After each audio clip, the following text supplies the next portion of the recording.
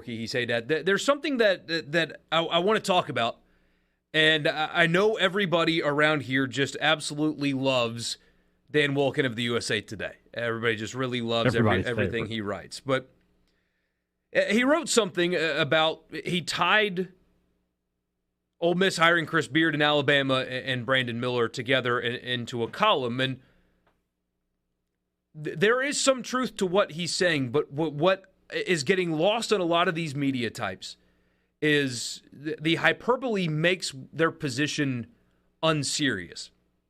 And what Wolken wrote, I think, is a great example of how the media views the South in general, and those stereotypes and generalizations are not only not rooted in reality, but are completely ignoring what goes on literally everywhere else. Let me tell you what part of what he wrote. I'm not going to read the entire thing, but the headline is Alabama's Brandon Miller, Ole Miss's Chris Beard symbolizes SEC's tarnished image.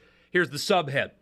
After the Brandon Miller incident and Chris Beard hiring, we have a very clear picture of what the SEC stands for. Just avoid prosecution, baby. Here's a quote from the story, or the column. In the end, we now have a very clear picture of where the SEC is and what it stands for. Just avoid prosecution. That's it. That's all it takes in Greg Sankey's SEC these days to carry the banner of college sports' most successful conference. As long as you can add banners and dollars to the league's bottom line, the rest will take care of itself. So I'm not going to read the rest of it. You can seek it out and find it if you want. What's frustrating about reading stuff like this is the hyperbole associated with it. And here's what I mean by that. Alabama's fair game for criticism. Absolutely, they are fair game with the way they've handled this. Ole Miss is fair game for criticism. If you're an Ole Miss fan and you don't like the criticism, you should have expected it. I mean, we kind of told you that it was coming. The questions that were asked at the press conference, not a single one was inappropriate. When you hire somebody 2 months after an arrest of that nature, I know that she released a statement shortly thereafter disputing some of the things that were in the police report. That is part of the story. The police report is also part of the story. It is a situation that warranted the questions that he was asked. And if you wanted to be critical of Ole Miss for making that hire, it is absolutely fair game. 100% fair game. What really frustrates me, though, is people like this do things like now and the SEC. As if this is new. This phenomenon of do whatever it takes to win and protect sports is not only new, but it's geo-fenced around just the South. Because a very quick internet search tells you that a decades-long cover-up of the abuse of children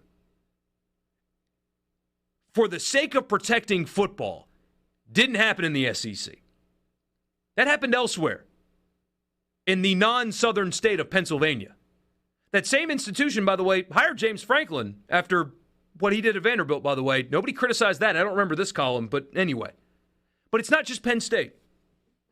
Michigan State with Larry Nassar. Michigan is involved in something like that. So is Ohio State. In the name of sports, the cover-up and protection of vile, disgusting criminal behavior was done in the name of protecting sports in the Big Ten.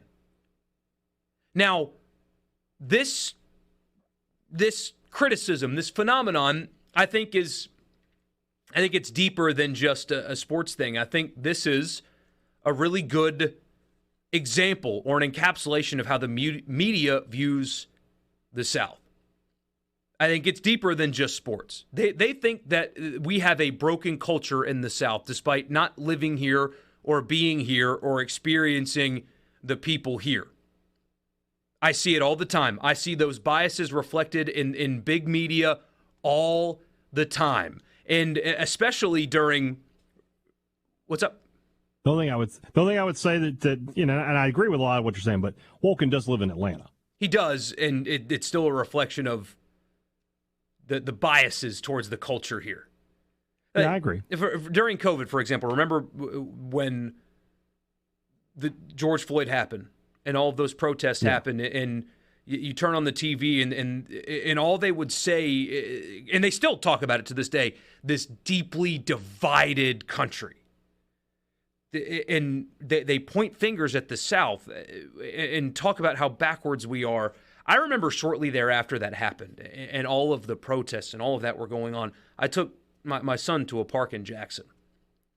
And there were black kids and white kids playing together and their parents talking to each other and smiling and laughing and engaging in normal conversation. And I thought, what I'm seeing in front of my eyes is real. That's reality here.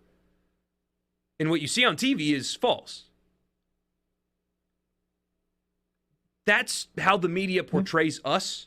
We have an incredibly friendly and giving and engaging culture, but they try to tell you that we're backwards. And it's reflected in columns like this. Oh, the SEC's Greg Sankey is proud of his broken culture, as if the Big Ten doesn't have their biggest brands involved in decades-long cover-up of sexual assault for the sake of protecting sports.